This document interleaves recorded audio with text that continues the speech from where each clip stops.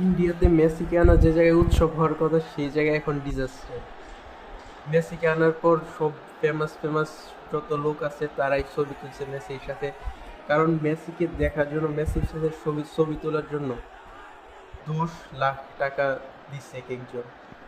10 লাখ টাকা দিয়ে আপনি এমএলএসে যা মেসিকে দেখতে পারবেন, সে জায়গায় 10 লাখ টাকা জাস্ট মেসিকে দেখার জন্য, মেসির সাথে একটা ছবি তোলার জন্য দিচ্ছে। তাদের না দেওয়া কি 5,000 টাকা যারা দিচ্ছে, 5,000 টাকা দিয়ে টিকিট কিনছে যে দেখতে দিবে, এরা 5,000 টাকা তো অনেক টাকা। এদের দেখতে দেয় না দেখে সবাই টিকিট কিনছে, পুরো স্টেডিয়াম ভরা মানুষ।